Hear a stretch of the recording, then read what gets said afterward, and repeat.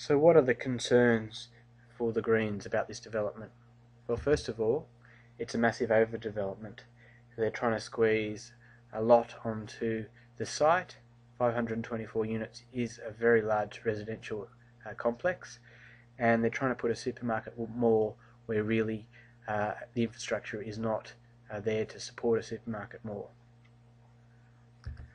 Secondly, it sets new precedents for height and size in the inner west.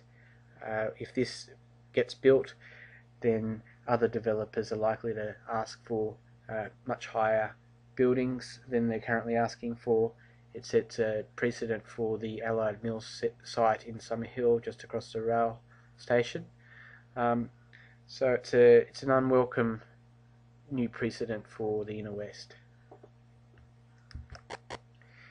Community disruption is a concern, not only during the construction phase, but also because people have moved into the area or made their homes in the area, knowing that it's a low-rise, fairly quiet residential area without a lot of shopping, and to have suddenly very tall towers, very dense residential, and a shopping mall changes the area substantially. Traffic congestion and pollution is another big concern.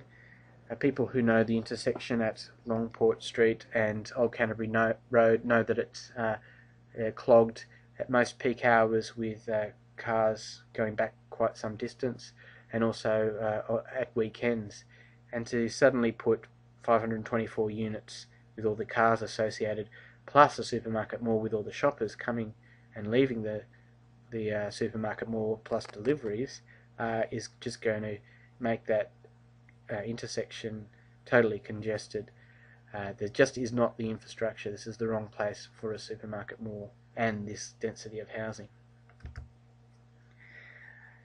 And the supermarket mall is a threat to the viability of local shopping strips. If people are going to start shopping there in car-based shopping, they're much less likely to go to the local shopping strips at Petersham, Dulwich Hill, Marrickville, Summerhill, and even in Leichhardt. And we know that when the Marrickville Metro opened, that had a big effect, and this retail mall is about half the size of the Marrickville Metro, so it will have a sizable effect on local shopping strips.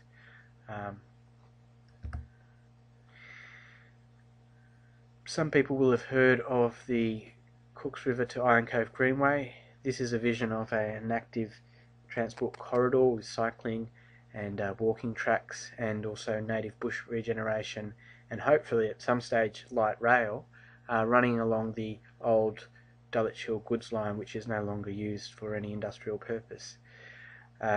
Certainly if Marrickville Council was master planning this area, we'd be leaving some open space along that strip, but this development proposes to build right up onto the border of the goods line, and I'm not sure whether the back of a supermarket mall and 14-storey towers is quite what the people who are promoting the Greenway have in mind for that project.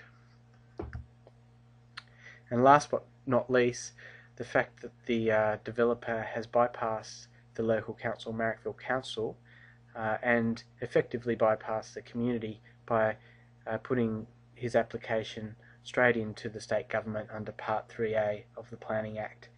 This means that the Minister for Planning, or a panel appointed by her, will decide on this project. It's much less transparent than the council assessment process.